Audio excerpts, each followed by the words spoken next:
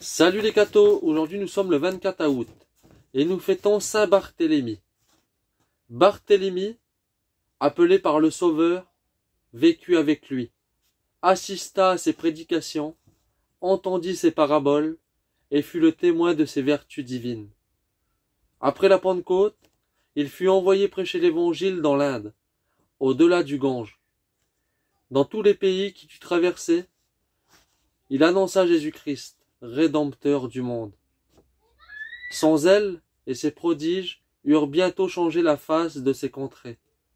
Non seulement il convertit les foules, mais il ordonna des prêtres pour le seconder et consacra des évêques. Quand plus tard, saint Pantène évangélisa ce pays, il y trouva l'évangile de saint Matthieu, apporté là par Barthélemy.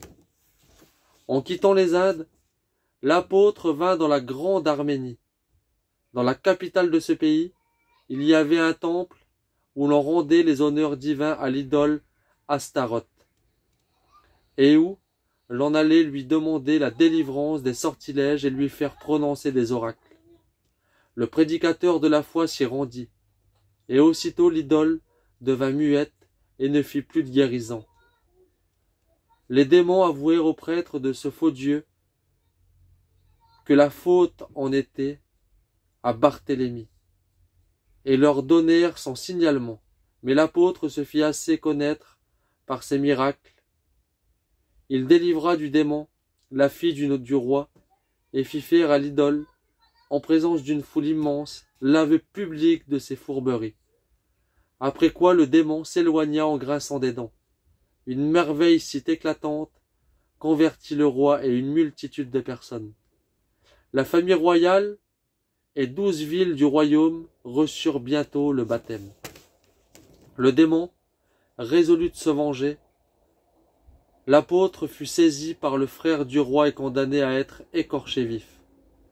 Les bourreaux inhumains s'armèrent de couteaux et de pierres tranchantes et écorchèrent la victime de la tête aux pieds, de telle sorte que, n'ayant plus de peau, son corps montrait une chair sanglante percée de ses os.